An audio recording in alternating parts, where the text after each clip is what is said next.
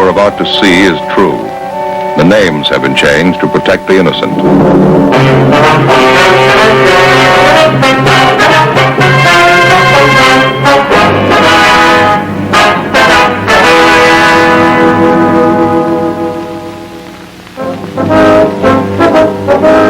It was Sunday, March 3rd. We were working the night watch out of robbery division. My partner's Frank Smith. The boss is Captain Didion.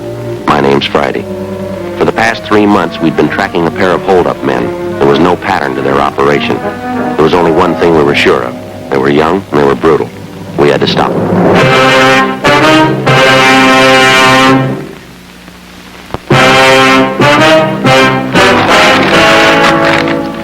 You don't know much about shopping, do you, Joe? No, not a great deal. That's what I thought. Got a couple of tips for you. You see these grapefruit? Mm-hmm. Thin skin. Yeah, that's the way they're good. No, Joe. Grapefruit is a tropical fruit. The thick skin protects it from the sun. Sweeter that way. Boy, I never heard that before. Yeah, you don't know much about shopping either. And look at the butter. Yeah, what's the matter with it? Well, that's more than we're used to paying. Bakery wasn't open, huh? Sure, I got the stuff. Where's the raisin bread? Right there. No butter horns? No, they don't make those on Sundays. I got bear claws instead. Take a look at them. Wait a minute. You're not going to touch those, eh? Well, I want to show them to you. Yeah, but not with the hands, Joe. Look. Reach in, try to use a piece of paper. So. Easy. Try it. Yeah, easy. Sure. Now, when you were in the store, didn't the girl take this out of the counter with a piece of paper and put it in the sack? Nope, she used her hands. Even went to the wrong bakery, huh? You know, Frank, I don't like to say anything, but I can't keep coming over here to your place for breakfast. Well, why not? If you didn't, you know you wouldn't eat a good breakfast. Yeah, but Faye's going to start resenting it pretty soon, isn't she? Ah, Joe, don't be silly. She knows, too. You don't know how to cook a decent breakfast for yourself. How about the coffee? Is it ready yet? No, it hasn't started to perk yet. I don't know why. It's been on for 10 minutes. We got to plug it in. Oh. Well, what do you want to eat, Joe? Oh, a couple eggs will be all right. Mm-hmm. Better start the toast. Well, do you always start the toast before you start the eggs? Sure. Well, don't you remember last week? The toast got a little cold. That's right. Better hold off a minute. How do you want them? Scrambled? Well, is that the only way you know how to make them? I know, you old rib staker. You want one of my Spanish omelets. Yeah, that sounds okay. You heard from your mother lately? Yeah, I got a letter day before yesterday. Do you think she's going to like it back east? Yeah, she's with her sister. You know, it gives her a lot more company. She's still with her sister? No, she got a house just down the street now. Oh, I see. Imagine you miss her, huh? Yeah, I guess I do, but in the long run, it's best for her. Yeah, I suppose so. Well, you want to get the eggs? Yeah, where do you keep... Now, Joe, where do people usually keep eggs? Refrigerator. That's my boy. Say, this omelet of yours won't take very long, will it? We haven't got much time, you know. I'll have it on your plate in a jiffy. What time are we supposed to see those victims? 9:30 at the county hospital. Thanks. You want to get me a couple of tomatoes? Sure, where are they? In the refrigerator, remember? Oh.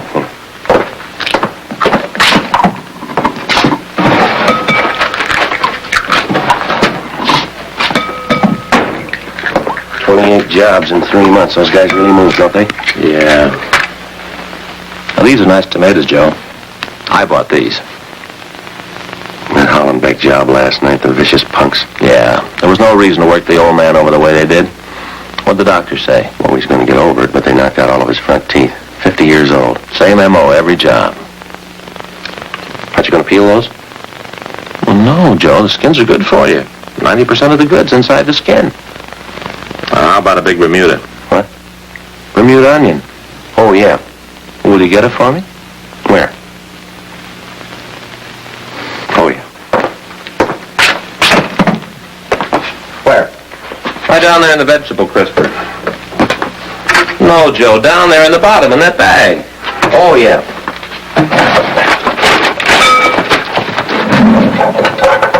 What was it you wanted? A Bermuda onion. They're yellow. They're down in there. Look around. Let's see. H.I. Hi. Is this what you wanted? No, Joe. I want a big one and a yellow one. Now just root around down in there. You'll find them. goods. 19-20-year-old stick-up artist.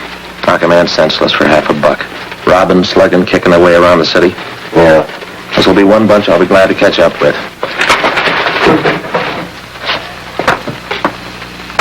There you go. Was that the biggest there was? Yeah, there was red ones like that, yeah. Now remember, Joe, this is a Bermuda. Yeah, no. Wait a minute, you're going to peel that, aren't you? What, and lose half the flavor? No. Well, I don't know, I always peel them. Joe, never peel them for an omelet. Remember?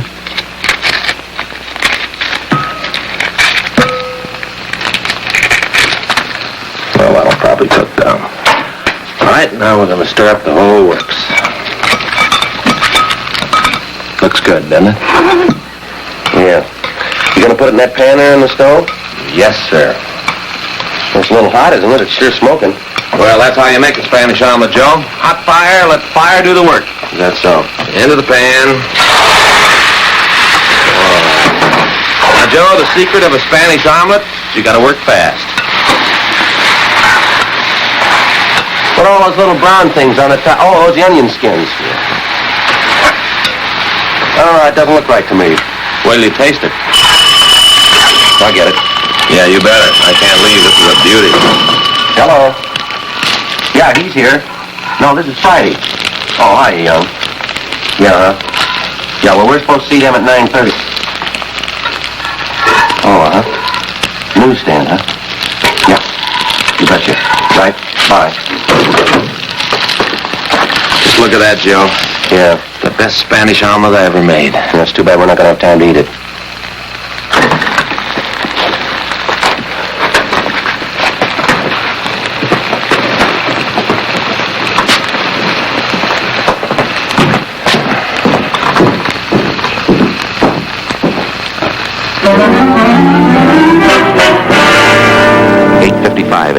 We left the house and drove to the scene of the holdup, one door up from the corner of South Grand and Colonial Avenue.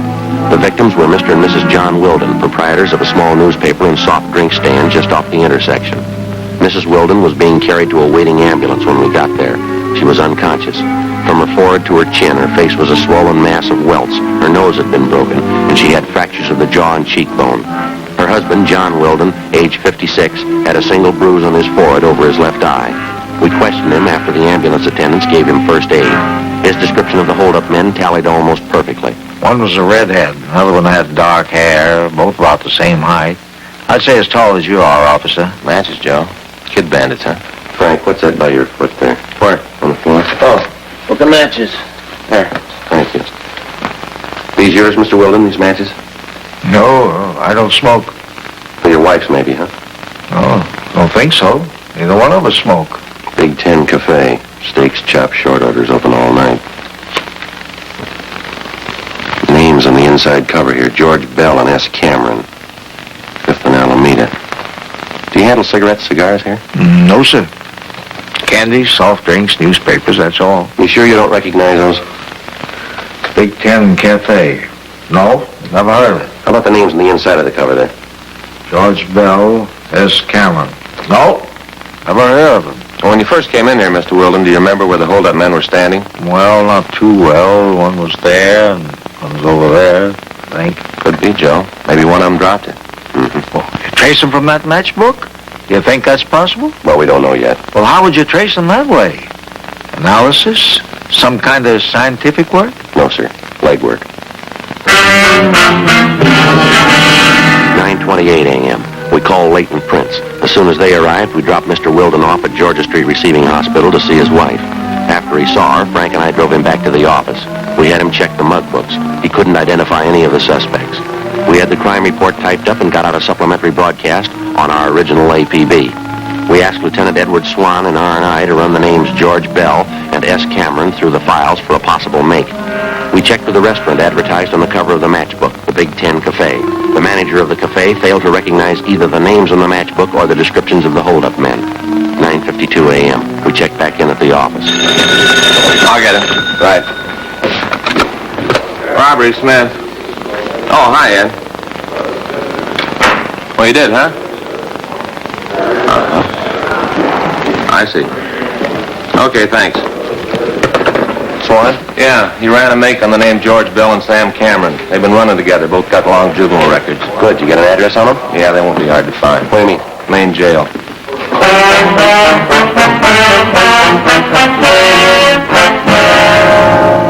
5 days before, George Bell, a laborer, and Samuel Cameron, a part-time jewelry salesman, had been booked at Main Jail on charges of being drunk and disorderly. The day after his arrest, Cameron was bailed out. Bell was still in jail. Frank and I went down to the Main Jail and talked to him. He didn't fit the description of either of the bandits. He was very cooperative, but he stated that he had been very drunk and he couldn't remember too much. I just don't know, Sergeant. Sam and I went out and tied one on. When I came to, I was in the drunk tank. You have no idea at all how your names got on this matchbook, huh? Oh, I'm trying to think. We were pretty well heated up, Sam and me. That's another thing, that dirty Sam. What do you mean? Well, he gets a friend of his to come down here and bail him out. You think he'd do anything for me? Nah, and I bought the liquor. He lets me sit here now. Dirty Sam. You think he might remember about the matchbook? I don't know. I'm disgusted with him. If you see him, you can tell him that. Just let him know he's off my list. How about the address there on the matchbook, George? It says 5th and Alameda. Does that mean anything to you? Weren't you and Cameron hitting some of the spots around that area? No, we were messing around over in Dogtown. We didn't get down by Alameda at all. Well, now it must have some tie-in for you. 5th and Alameda. No. Only guy I know down there is Sanchez. Wait a minute. Yeah. Just a minute. Sanchez, Gus Sanchez. Sure, I wanted to see Gus. I thought he put up bail for us. Yeah, go ahead. Well, this other mooch is in the tank next to me, see. Somebody had popped bail for him, and he's getting out in an hour. And I asked him if he'd call Gus for me, and he said he would. So he writes my name down, and he writes down Sam's, too. Dirty Sam. And he writes down Gus's address. Yeah, 5th and Alameda. You remember what this man looked like? The one who took your names? Let's see. No, everything was going wrong. He was kind of tall. I don't know. Would you remember him if you saw him again? The guy did me a favor. I'd remember him. I'm not like that dirty Sam. Now, how about his name? Did he tell you that? No, I didn't ask him. I should have, huh? You're sure about the day this man was released, huh? Positive. Same day I came in, Tuesday. Okay, Bell, thanks a lot. We'll be checking back with you. All right, what about this guy? You got a beef with him, huh? Maybe if he's the one we want. What'd he do? He lost his matches. Frank and I left the interview room and went down the hall to check with the officer in charge. We paged through the release book and found that 57 men had been bailed out or discharged from the jail on the previous Tuesday. We went back to the record bureau and had them pull the mug shots on all 57 men. We then took the pictures back to the Main Jail and showed them to George Bell. This one, I think. I can't be sure. I think that's him. George Bell had tentatively identified the mugshot of a Fred Gunther, WMA, 21 years old. Gunther had a previous record of grand theft auto, purse snatching, and drunk charges. His picture matched closely with the description of one of the suspects. 4 p.m. We contacted the Kid Bandits' most recent victim, John Wilden. We asked him to look at the same group of mugshots we'd shown to George Bell. Here. This here. He's one of them. You sure, Mr. Wilden? And he's the one who slugged me. Who is he? His name's Fred Gunther. Oh, then you know him.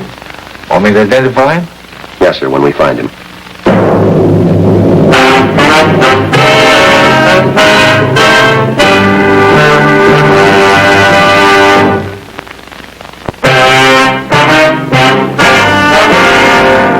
We checked out the suspect, Fred Gunther. There was no trace of him at any of his previous addresses.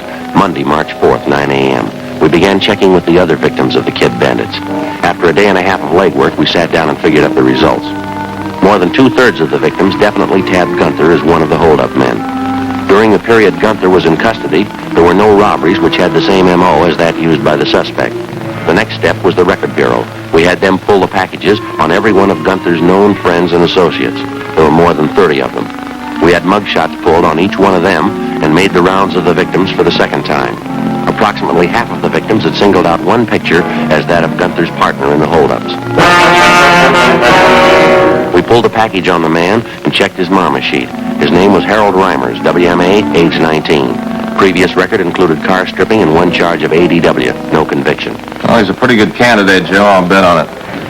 Come up with a middle name on him yet? No, it's not in the package. Harold Reimers. That's the only way he's listed. Did you send out the broadcast yet on him? Yeah, I'd Norma type it up. They're getting it out now. Sending out an APB, too. That's good. Here's the list right here. Might as well get started on it. What time you got? 3:05. How many on the list? Well, let's see here. I'd say 53, 55, something like that. Names and addresses of every guy Reimers or Gunther ever ran with. It's going to be a long haul. Not counting the phony leads we picked up on the way, huh? You know, there's only one thing I can't quite figure out yet. Yeah, what's that? Well, if this guy Gunther is one of the bandits, how come he was stupid enough to let himself get picked up on a drunk charge right in the middle of a string of robberies? Who knows? We could have kept him in jail if we had the right word at the right time. Yeah, well, we didn't. That's what counts. It's probably why he got himself bailed out in a hurry, too. Well, you ready? No, let me clean this up. All right. I guess we're not going to make it home for dinner, huh? No, not a chance. Better call your wife. He's getting as tired of this thing as I am. I get it. Robbery Friday. Who's that? Yes, sir. Well, just a minute. Now, what's that address again?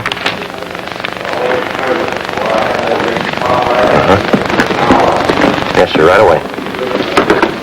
What do you got? There's a bartender over on Central Avenue read about the case in the paper this morning. Yeah. Says he can show us where to find Gunther.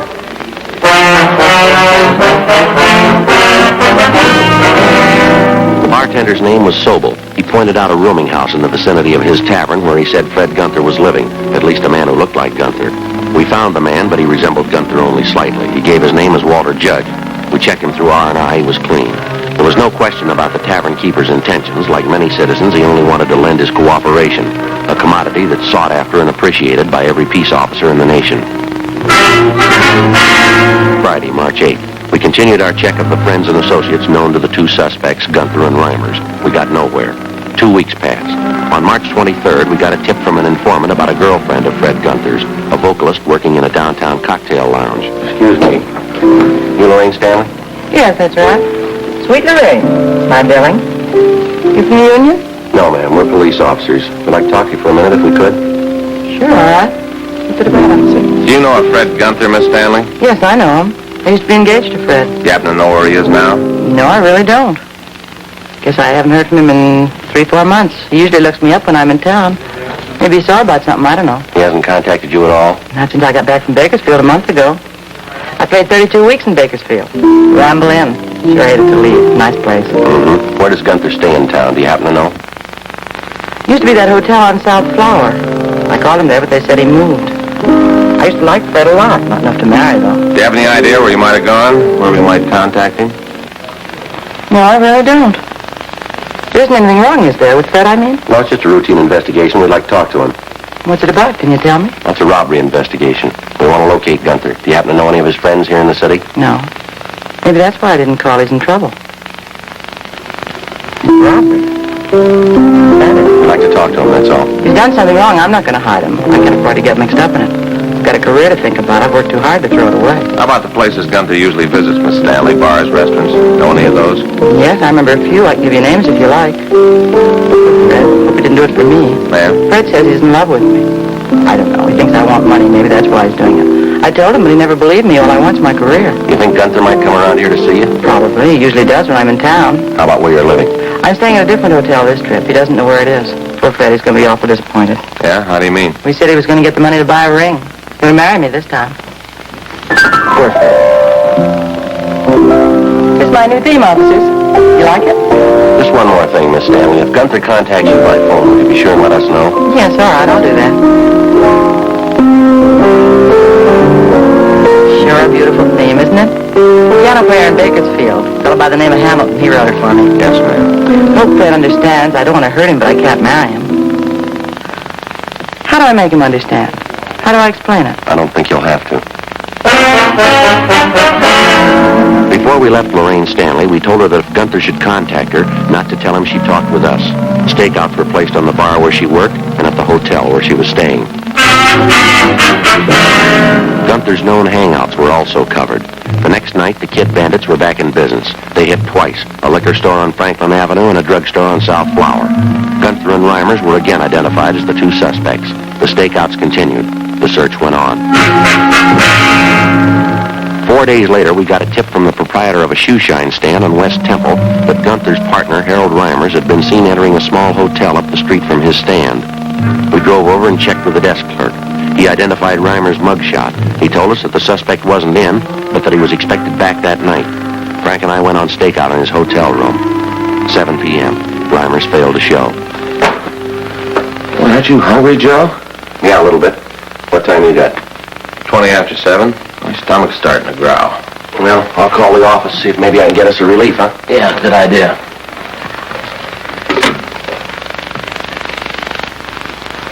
Hello. Yes, would you be kind enough to get us Michigan 5211? Well, yes, sir, I understand. We'll pay for it. Well, yes, sir. Yes, I know about the service charge. That's all right. On the way down, all right? Fine. Yes, thank you. Michigan 5211.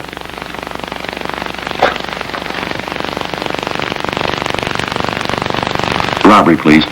Robbery 2511. Thank you. Hi, Win. This is Friday. Young around? Thank you.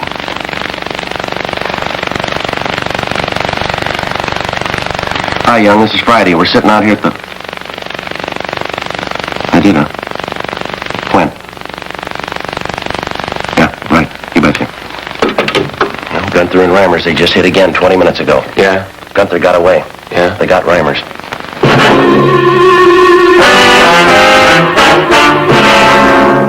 7:45 p.m. Frank and I got back to the city hall and went to the squad room. Together with Young and Carr, we tried to question the suspect, Harold Reimers. We talked to him for over an hour. He refused to tell us anything. He was taken to the main jail where he was booked in on 211 PC. I'll get it. Robbery, Smith. Oh, yeah, ma'am. He's right here. You, Joe. Thanks. Friday talking. Oh, yes. Yes, ma'am. How are you, Miss Dan? He did, huh? What did he say? Uh-huh. You bet. Yes, ma'am, right away. Lorraine Stanley over at the bar. Just got a call from Gunther. Yeah? Says he's on his way over.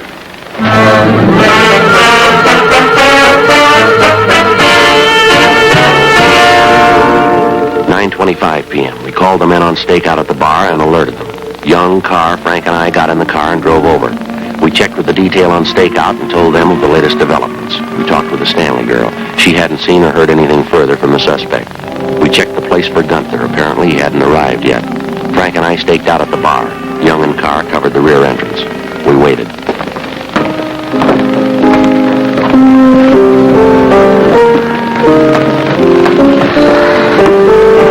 What time you got, Joe? 10:30. That guy must feel pretty sure of himself. Pulls a robbery, almost picked up. 3 hours later, makes a date to show in a public place. Yeah, well, he hasn't shown yet. I'm not too sure about the Stanley girl. What do you mean? Well, she's that big an attraction for him. Is that the only way in? I mean, besides the rear entrance? Yeah, Young and Carr back there.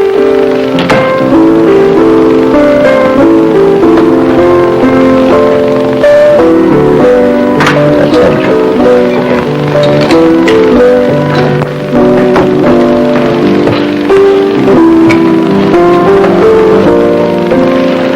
All right, hold it up, mister.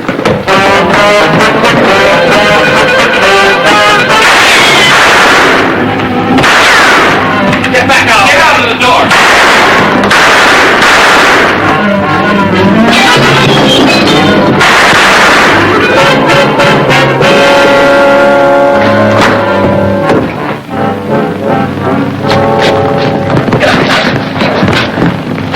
Where's that gun, Joe? I think it went out the window. Young and Carr. Young, there's a gun outside. When do you want to pick it up? You stay with him. We'll call in. All right, folks. Let's go back to your seat. Nothing to see here. Let's sit down, Max. It's all over.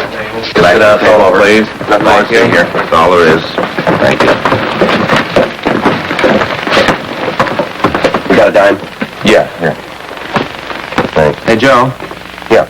As soon as we take Gunther downtown, we're coming right back here. Why? What do you mean? Take a look at that fry cook. Yeah. That fellow makes a Spanish omelet exactly like I do.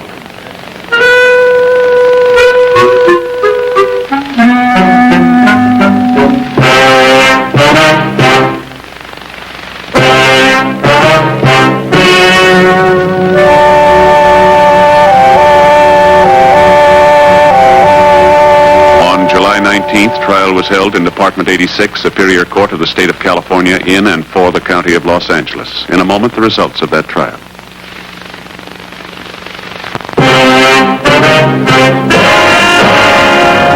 The suspects were tried and convicted of first-degree robbery 5 counts and assault with a deadly weapon 4 counts.